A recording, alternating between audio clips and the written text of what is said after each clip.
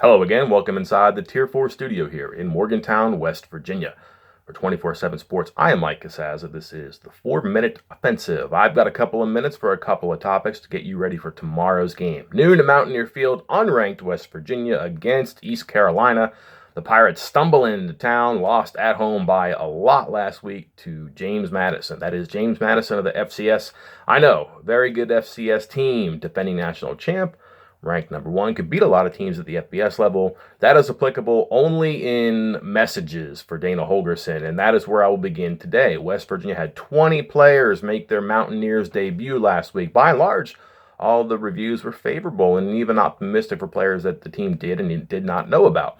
But it's easy when you've had an entire summer, maybe a year, perhaps your entire life to use as a runway for that debut.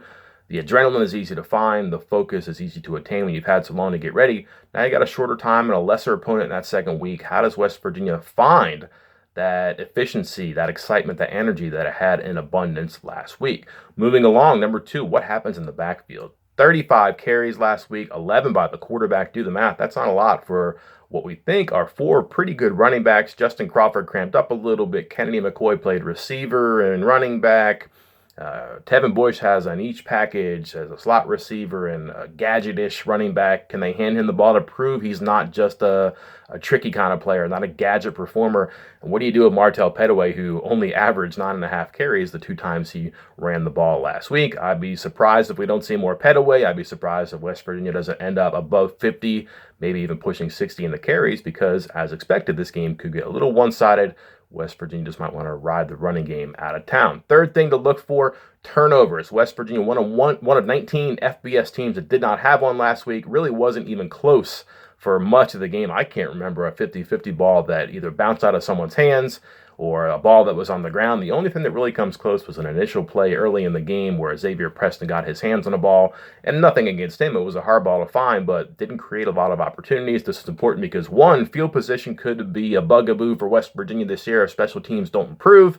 It's nice to get short fields, especially if your defense can give the offense the ball.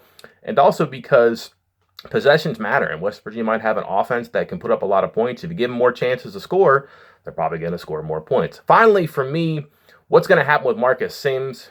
Electric player, we think, 4.3 40 speed. He jumps around, he runs around, he does things that maybe other players on the offense can't do right now. But what will he do with the offense? Suspended, hasn't practiced first-team action for a long time before this week.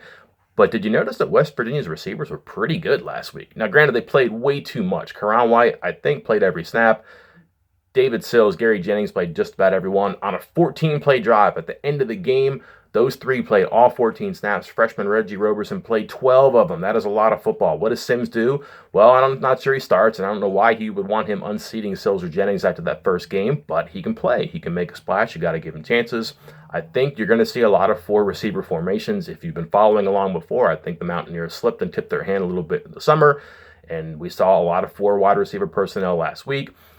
Can they go from 20 personnel to 10 personnel with Kennedy McCoy? Perhaps, but can they just go flat 10 personnel with four receivers and you have White and Sims outside and Jennings and Sills inside? That is something to keep an eye on for not only this week, but moving forward. We are just about out of time here right now. I thank you for stopping by for 24/7 Sports. I am Mike Casazza. I'll see you next time.